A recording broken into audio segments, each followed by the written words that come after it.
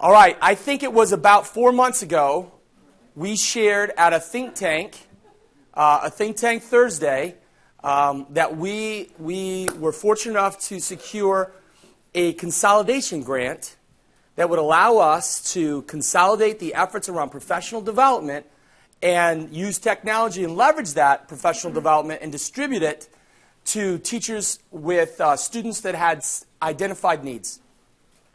Pretty complex stuff. We partnered with the Reading Now Network for a sliver of their work. That one sliver we focused on was they had 5 what they would call findings, not really research findings, but 5 things that they found that were consistent. One of those 5 things was an intentionality to surround kids, parents, students, administrators with student performance data. All the time. Always talking about their data. They always saw it. Kids were competitive. They would see their reading performance on the walls. They would do all those things.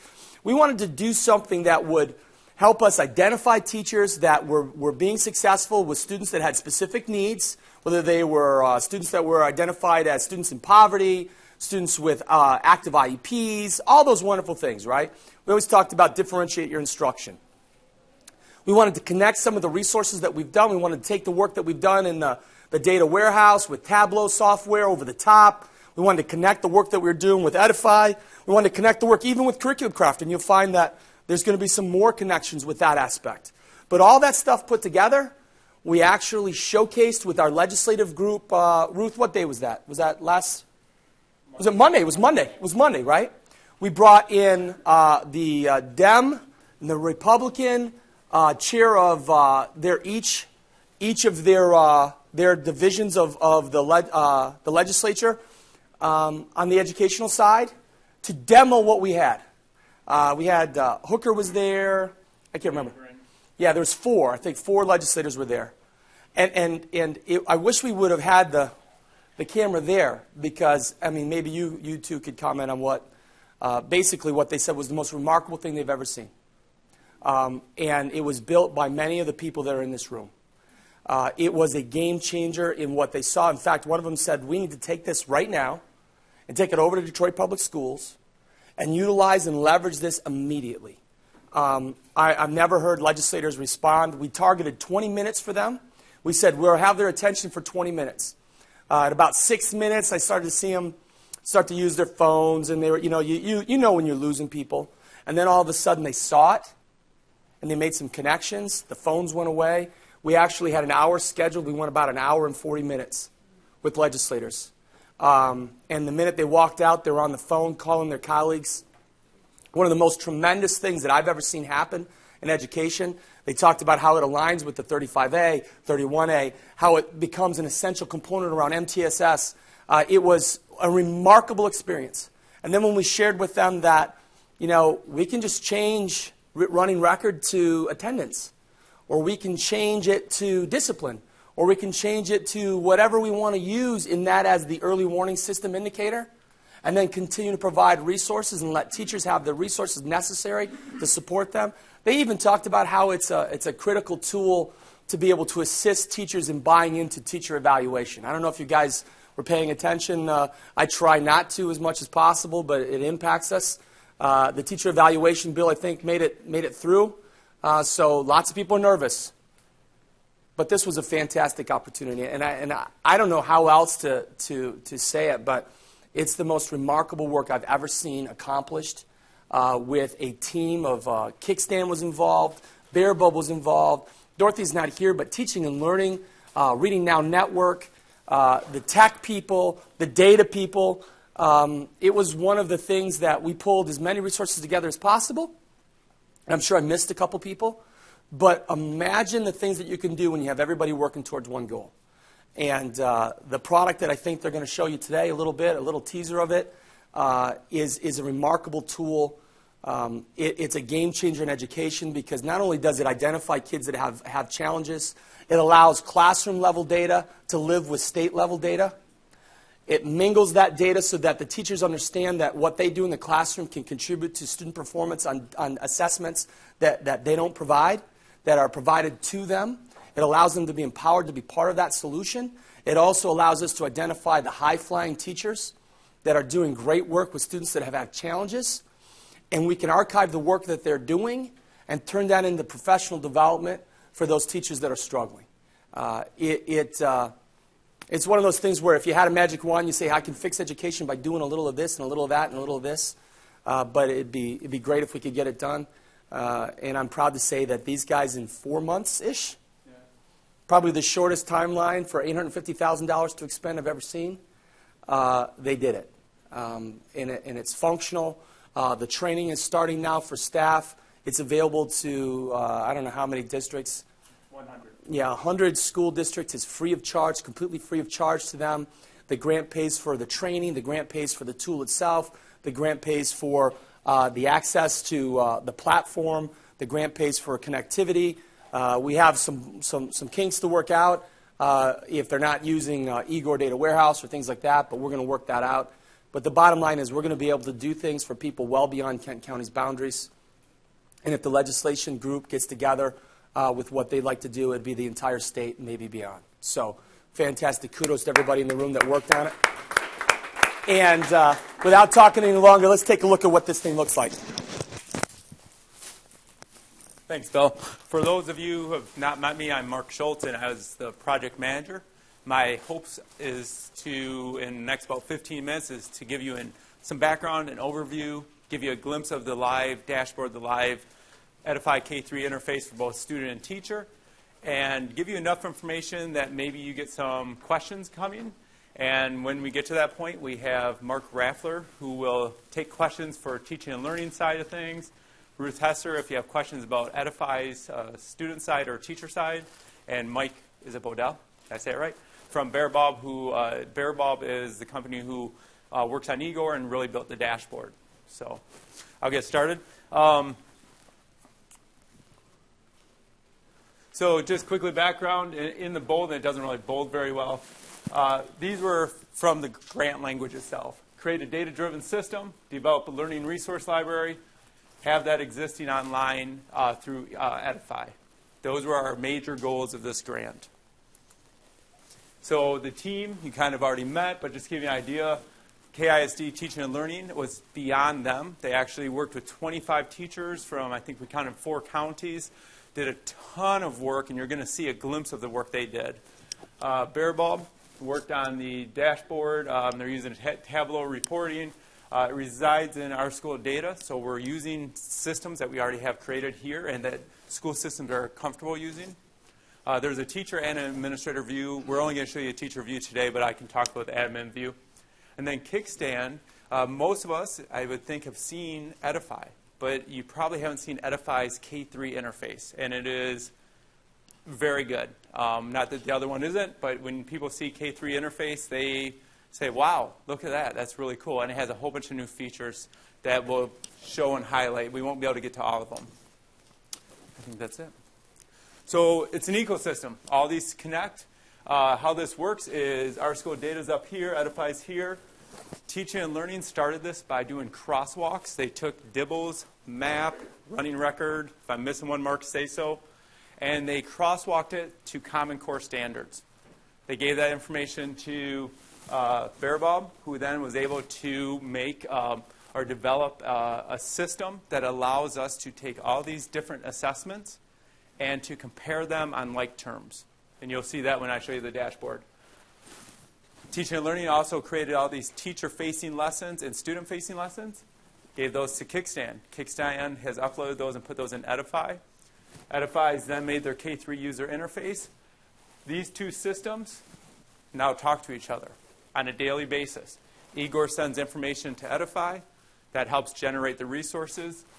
When classrooms are using Edify and they're collecting daily assessment information, more data, that data is sent back to Igor on a daily basis. Updates the reporting features that students or that teachers and administrators have at their fingertips. So this kind of just covered this already, but there it is again. Both existing and new data in Igor is used, delivers that standard reporting, accepts more information from Edify. Edify accepts information from Igor. That's a huge step forward that we have an LMS and a data warehouse talking directly to each other. So what does this mean? For the teacher, we hope efficiency. We know teachers are already doing a lot of practices in the classroom. We know that they're trying to use data. What we're trying to do is leverage technology so that they have the data when they need it. They have the data so it's usable. And when we connect it with Edify, now they even have resources that they can use. And those resources can be used with the students directly, with the teacher directly. But just imagine a group of teachers now sitting down at a table in a teacher meeting or a PLC, or a chance for 3 or 4 teachers to sit down and talk about the students who are struggling and to make intervention plans. They not only have data, but they have resources from Edify that they can utilize immediately. That's going to save, hopefully, right, lots of time and make things move forward for that student. For the student, resources are delivered to the target areas. They get constant feedback through Edify. For a parent has a parent portal. They have access to the exact same resources the student does. And when I show you the student side, and hopefully I'll remember to go to How Am I Doing page there, the progress page, both the student and the parent are going to see what standards they've mastered and what standards they haven't mastered. And it's done in a very nice and easy way for them to understand. So before we get to the live view, I did a little screenshot. This is the dashboard, and there's some information here. And so I want to show you this first. To give you an idea, we have students' names over here, and there's 2 things the dashboard is going to do. It's going to give us are they at grade level or not for reading? That's purely based on one assessment. And in this case, we chose running record. So if running record indicates they're at grade level, this will say yes. If they're not at grade level, it will say no. Other score is called a proficiency score. This is all the other data. Because we crosswalked it to the standards, what we've been able to do then is take these standards and we basically say, X number of standards have been assessed, and this number have been mastered. That's a proficiency score. Up here, from a classroom level view, the teachers get to see the standards that have been assessed so far. They also get to see what we call the building blocks of reading, or the topics of the Common Core, listed here. Coming on over, they have some ability to play with years, so a teacher can actually go back to previous years to see the students they're associated with and see how those students were doing the year before. Coming down here is a snapshot of the teacher's classroom. And this is kind of neat because in the past we were kind of like, either you might have 15 students not passing or not proficient and the rest are. But now we can start seeing how proficient or how not proficient they are. So I'll show you what this looks like. And again, it's just a snapshot, but it also allows you to filter. You'll notice the arrows. The arrows here are different colors and different angles. Colors mean not mastered. The angle shows if it's staying the same, if it's improving, or if they're going down backwards. So this is a Tableau report, by the way. And so if you haven't seen those, it's a little bit different. We can start playing with the data a little bit more than we could in a static report. So teacher and student resources, you're going to see these too, but I wanted to highlight a few of them. This is what a new lesson looks like in K3 Edify. You'll see it live, and we can pull it up and bring it. We'll go through one of the assessments quickly so you can see what that looks like. But also, you're going to see some of the teacher lessons that teachers receive based upon the data. And we'll talk more about that as we get into it. But I wanted to show you one of the videos. And they are all following the same concepts. Mark was sharing with me earlier. These videos are made to be more of a gradual release. They're made so the teachers can use them with a full class, with a group of students, just with a student on their own. But they're also learning from these videos.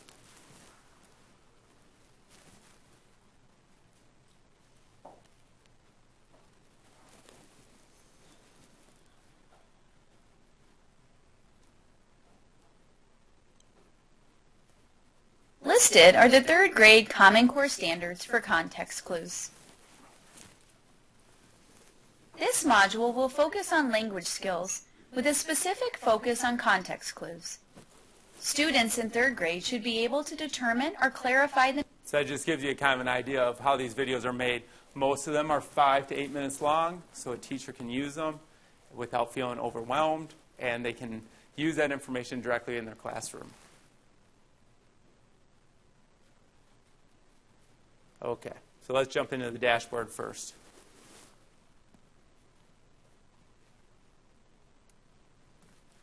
So here's the dashboard live. I have 2 teachers here, and I'm actually using Jamie Mason today because a little more data right now. She has 2 different years worth of data. And I'm going to jump back to the previous year.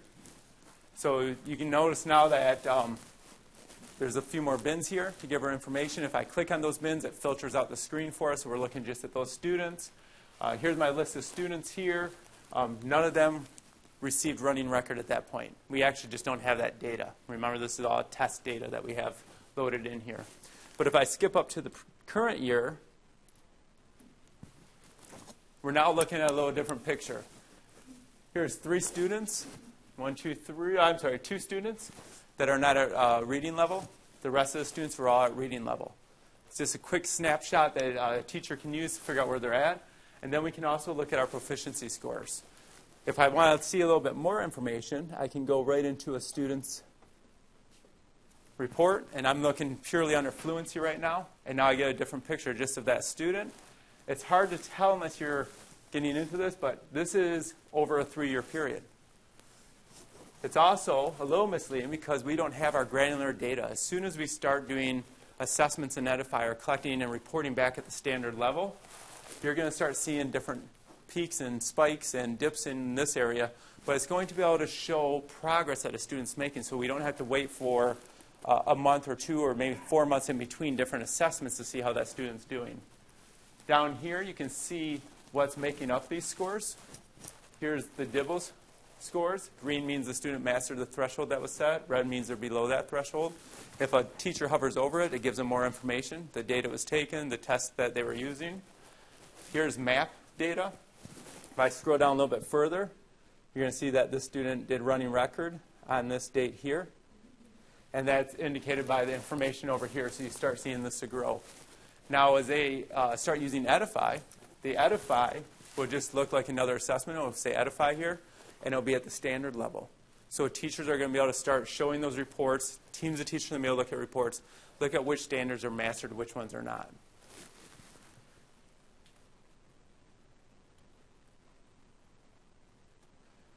That same student, we can look at Common Core standards. And what's nice about this is we have the standard, we have the building block or topic, we also have the coded standard, and then we can go substandards all the way down, which when we have substandards, as Raffler was sharing with the group, is reading's complicated. And if we can go down to substandards and really identify where that student is, maybe hasn't shown mastery, now we can target in on those little areas. And hopefully by doing that, we can bring that student's ability up to grade level and then beyond grade level. But you can see now with the Tableau how teachers and teams of teachers can start using the data.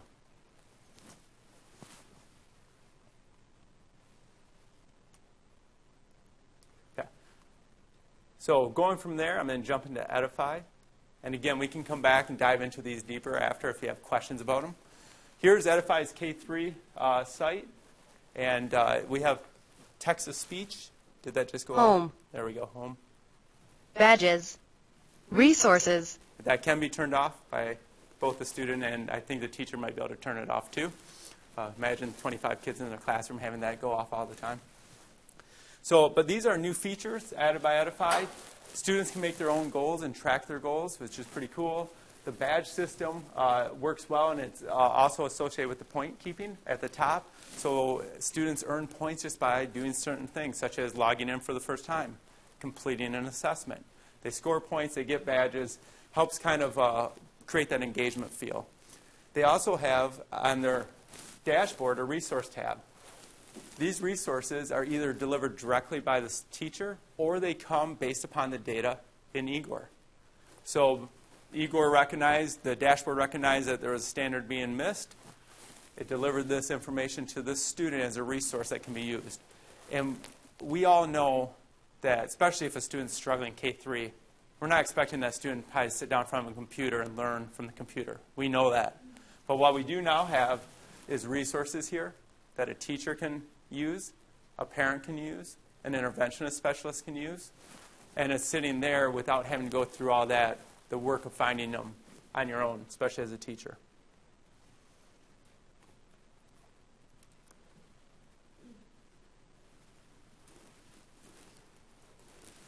Reading. So this is new too. If you've seen Vocabulary. the old, I'm going to turn off the volume if that's okay with you guys. If you've seen the old Edify, they have a unit drop-down menu. We now have a unit map. And what's pretty cool about this is teachers can personalize this map. They can upload any image they want, and then they create the map, so it gives another kind of a feel for the students. They click on the lesson that they haven't accomplished yet. And now they're back to that lesson that you saw a few minutes ago. We also have text-to-speech on the sides.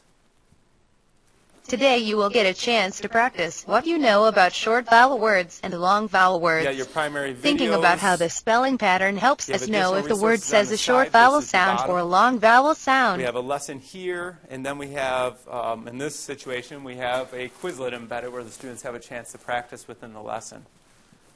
And then at the bottom of each lesson is that formative assessment that Show when it what collects you the data, goes back to the dashboard, updates the dashboard. So this is a really quick one. And I think this one actually has some math assessments in it too, because this is a demo that Kickstand uses to show some other parts of their assessment tools. So, and I'm just going to hopefully get these wrong.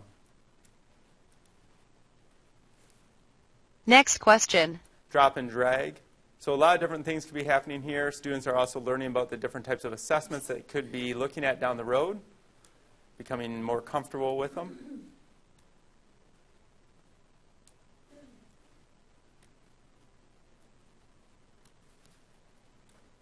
There's only 3 more questions, I believe. This Next is a question. pretty cool feature, actually. What is the sound at the end of this word? 6. 6. Choose from the answers below. You might recognize that voice. It does Next sound, it sounds just a question. little like Ruth. So this gives you another idea. And again, this was a math question.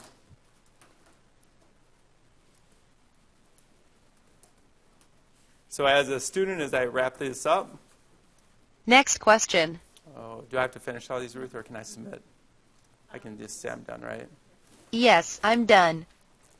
So I'll get the results back, but just like in the original Edify, the student gets more resources at the bottom of the page based upon the standards that were not mastered.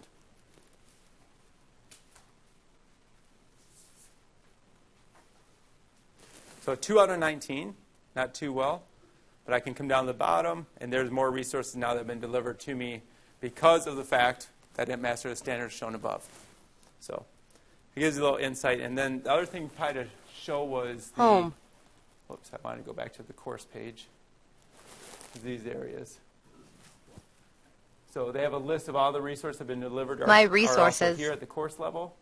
This is the My Progress bar. Again, those who are familiar with Edify, traditional, we've seen these circles. This is something that we've been working on for a long time. But now if you click on that circle, it gives you more information. So this is still standard language. They took out the coding, so it didn't look like the state codes, but gives the parent an idea of what's happening, especially if you're thinking about parent conferences. They click here, they understand Close. what the students now mastered. I can. I still need work on these, so on and so on. So, little insight Close. of what the student side looks like. And now jump into the students or the teacher side.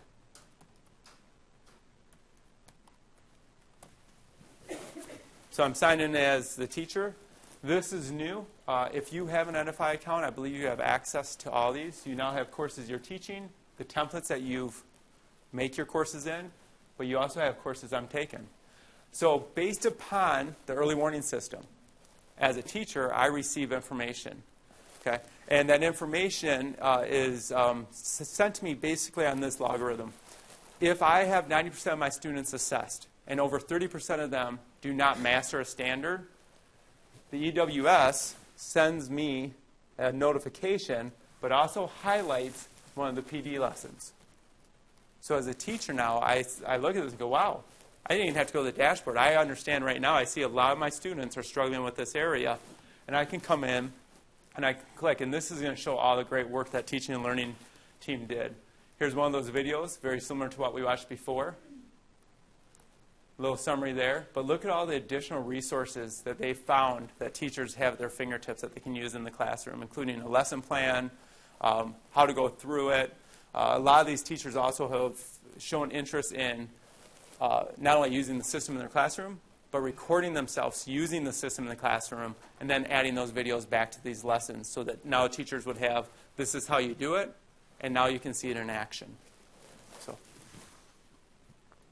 in addition to the PD that is offered to the teachers, there's also some new assessment features that we hope will create efficiency. So this is at course level, and K through 12 also has access to the checklist assessment, right? So now, if I'm going to go in here as a, can I use this one, Ruth? Yes. So this is a checklist assessment, so you can do observational grading now within Edify. You can use it on an iPad or your computer. You can create your own rubrics, and you can tie those to standards. But at this point, all my students are here, and now I can go through, and through observation, I can mark if they mastered something or if they showed proficiency or if they did not. I can also do it by using the rubric numbers, which makes a big difference. And again, all this data, if it's tied to standards, gets sent over to Igor, which then uploads and updates the dashboard. In addition to the checklist assessment, there's also the reading level entry, running record entry.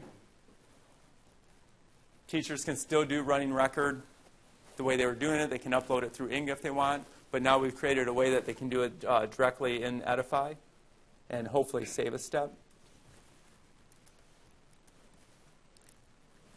And it allows them to go back and see the records they've been keeping very quickly on those students. Dibbles is also an option there as well, and it's very similar setup.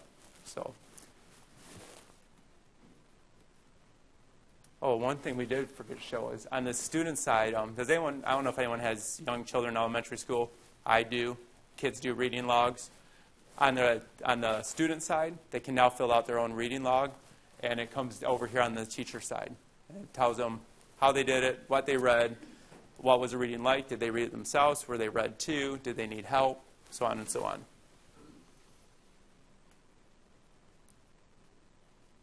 And I think that's kind of it in a nutshell.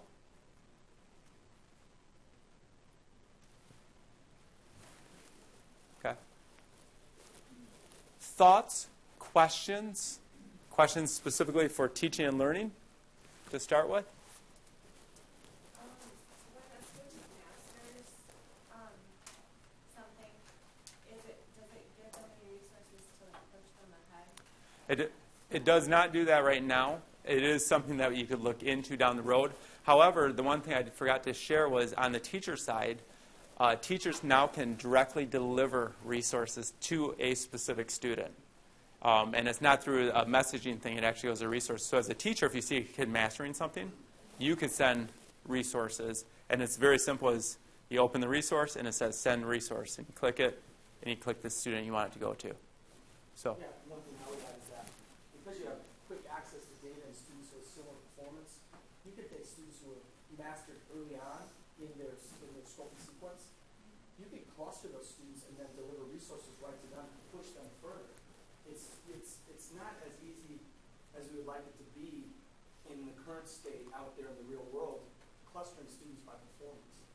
Right within their group, you can pull them together based on their knowledge in that area so that you now can be direct instructional supports for students who haven't gotten it, but you can send resources. You can even use that to embed a project-based learning opportunity for students. You can group them by teams, and they have like-minded understanding of that standard, and then you can elevate them based on that. So we call it actionable data in the classroom. It allows teachers to do those kind of things. But it doesn't automate it yet. Other questions for teaching and learning side of things? Awesome. Bill. One thing that I think is valuable is that we always look at evaluation from the downside of we can identify teachers who are underperforming. But the fantastic part about this is we can identify teachers that are overperforming. So in other words, we know the demographics of their classroom, yet they're achieving higher than what we would anticipate, which goes back again to the Reading Now Network component. And it allows us to seek those teachers out that are doing a great job, and we can investigate and archive how they're doing it, what are the things that they do that may be different, and maybe we can use that to distribute to other people. And so with this tool now, if we archive the best practices of those teachers that are data-driven success stories, not just success stories because people like them, but data-driven success stories, now you can group and cluster what they're doing, package it by standard, and deliver it to teachers who have that specific need right when they need it. It's like feedback on a test when you were a kid. It did me no good when the teacher gave me feedback 3 days later. I wanted the feedback right now. And so when I get an assessment back from my students and they're not doing well in a specific standard, I want the resource now that can help me do a better job. And this automates that process. You may not have seen it, but on the teacher view, in the top left corner, there's also demographics about the student, which gives the teacher a little more information. On the administrator view, you get all this information at the building level, but you can also go to grade or teacher level, and then you can also filter by demographics, free and reduced lunch, limited English proficiency, so on and so on, to really start showing a different story of what's happening in your building and hoping and probably identifying where the successes are so you can carry those over to other classrooms. So, I'm in. Yeah. I'll just reiterate some of the strengths, I think, of what we're put together with it is having to do with the student resource being broken down to that standard level and then the subsets of the skills within that standard. Because as Mark said, reading is complex. So there's a lot more to it than, oh, they're struggling with this standard. And so I think we did a pretty good job of trying to break that down. And the teachers, when they created them, did break them down to a certain point. So it isn't just one glumped piece. There's individual pieces within it. I think another strength is that the teacher PD and the student resources are very tightly connected, created by the same people. So they're very, the angle or the thinking behind what the students are doing versus what the PD the teachers are getting, it's connected. And then, as Mark mentioned, the teacher videos themselves for professional development are structured in a way that's common to a lot of the practices that are pushing the needle and research-based. So they're research-based. They have the gradual release within it, which has that explicit instruction component, and then the teacher to student, and then the student to student, and then checking the work as they shared. So I think those are some of the things that were of the most significance. And also in the teacher resource, you have like a lesson plan to support it. So whether or not you can watch the video or you don't want to watch a video, you want to look at a lesson plan, you can do that. And we've connected to other state initiatives as well. So trying to make as much of that put together. So I think from teaching and learning side, that's some of the things we really focused in on. Thanks, Mark. Any questions for Bear Bob in the EWS, especially those good technology questions? Servers and blades, things like that. Yeah. Mike, you were promising to dance. I've been dancing before, so I'm going to ask you a question. What's the advantage from your perspective of getting access in an actionable way, teachers, to not only the data that they collect through their formative and summative assessments in the classroom, but also to Dibble scores and other assessments that may occur outside their classroom, but definitely are indicators to their student? So the advantage of classroom data with other data that's regional or state district. Yeah, because that data has existed before. What is the Sure. advantage of bringing it all together at one time? Well, I think it's all about making informed decisions, and having multiple data points with which to make those decisions is key. It also helps to validate, I think, what the teacher's actually doing in the classroom. So one of the things that you'll notice about, is it not looking at me right now? Oh. One of the things you'll notice about the dashboard that Mark showed earlier is that we do have that component that says the student is at grade level or not at grade level. But we also have this proficiency score, which is made up of all of those other things.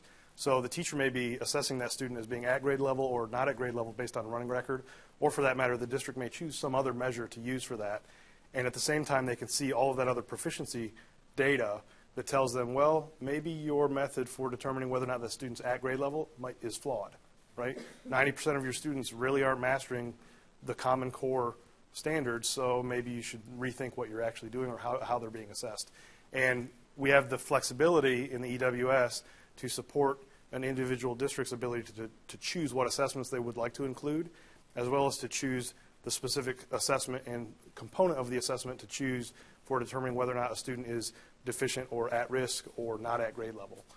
So that flexibility will, I believe, create a world of experiments within K through 12, hopefully across the state, where one district may use running record, another district may use a Dibbles component, another district down the road may use something completely new, and we can hopefully foster kind of learning from what we're doing within that environment.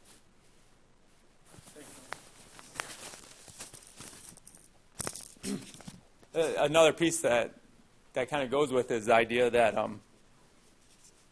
is it coming? There we go. The idea that if a teacher, especially maybe an inexperienced teacher, it could be an experienced teacher, I guess, at the same time, if they have a student that is below reading level, they may just naturally start treating that differently. Now with the data, especially with the crosswalks that Mark's team did, they might start seeing, hey, I'm already teaching these standards here. And it shows if I continue to work on this area, this will have an impact on their reading level. It's now maybe merging those two things together so it's not two separate things the teacher's working on, but hopefully they can see the connection between all the information they're doing, and that would create, again, efficiency in the classroom and hopefully not overloading the student or overwhelming the student at the same time. So, questions for Kickstand, their user interface, the teacher side of things. Ruth is here to take any questions. Has the interface been developed for mobile devices? Yes. So has the user interface been made for the devices, different devices? Yes, it's designed for any mobile device, including the optimizing in Chrome, but it can be used in many different browsers as well. So like iPads? Yes. MP3, Yep. And in addition, the checklist assessments, all those assessments we saw earlier, work on the iPad for a teacher. And Bob also created a system, or is in the middle creating? Is it done? It's For an iPad for like an Inga Yep. upload for those certain assessments. Yeah, it was developed through based on responsive design, and we've done extensive testing in touchscreen tablets, PCs. So it works really well on any device, really. Any other questions? I think you said that at the time right now, 100 schools are using those tools. 100 schools have access to those tools. So have you been able to measure how many of those schools are actually using them? No. And have you received any feedback from them? So this just became live September 30th, October 1st.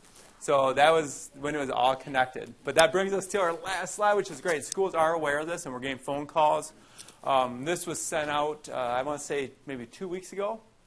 Notice the number of training dates. All these training dates are here at the ISD. These are training dates that Kickstand is offering, and they'll train them to use the ecosystem on those training dates. People have been signing up. People have been calling and asking for just an overview of things as well.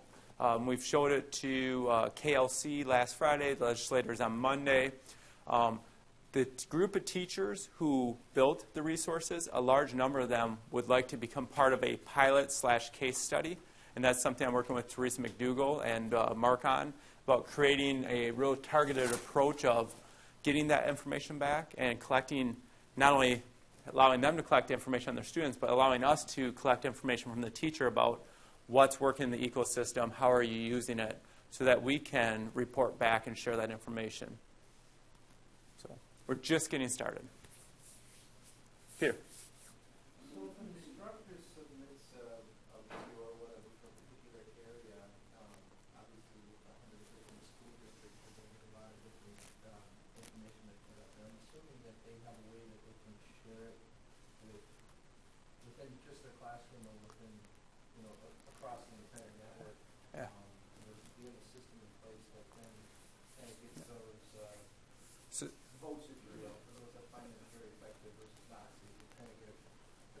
maybe a quicker idea of which ones are going to help in what areas of that. Yeah, so it sounds to me like how do we know if teachers add their own information, how do we know it's quality information? And how do teachers know the right information is there? So what's a couple of different things there. First is I'm still signed in as a teacher. And as we've always tried to do with Edify, we try to make it so teachers have flexibility. They can add and upload their own things. When they do that, it actually goes just to their briefcase, and I believe to their district page as well. It doesn't go any further than that. If it gets a lot of good either thumbs up from students or teachers have a star rating, so you can rate all the resources as you use them. If that starts happening and we collect that information, we can connect with that district and say, hey, this resource is really good. And now Kickstand's created a way that things can just be pushed back upstream. It used to be able to push downstream real easily. Now we can push a resource or a lesson or even a whole course back upstream. But for starting points, all the teachers that use this, say you're a second grade teacher, if you're going to use this system, you actually get the second grade reading course that was created by a teaching and learning team. So that all that information has been vetted. Now, as a teacher, you can add to it. You can take away from it if you want. And if you do that, it does not interfere with anyone else's information. Okay, so each teacher has their own individualized course. And the other thing we could look at is data. If we know a teacher has added something and their classroom is rocking it in a certain area, the data is going to tell us that. And we can look at that information and then see if that resource is legitimate. And then we can move it on over to all the other courses.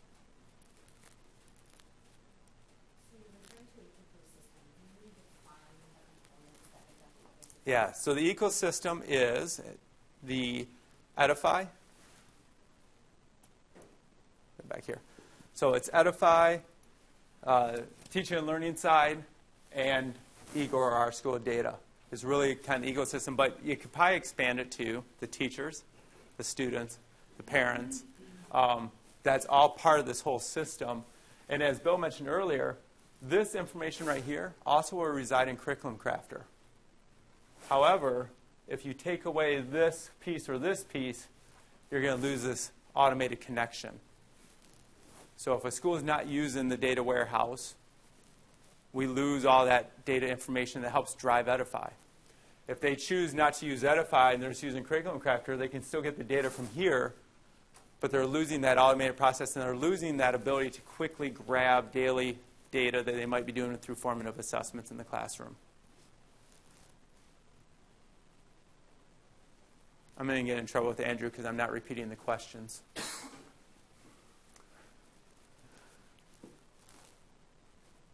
Any other questions? If not, if we come back to here, trainings are scheduled. We'd recommend, I know Dorothy sent information out to her team saying, please sign up for one of these trainings so that you can go through the training and understand what the training is looking like. I'd recommend it.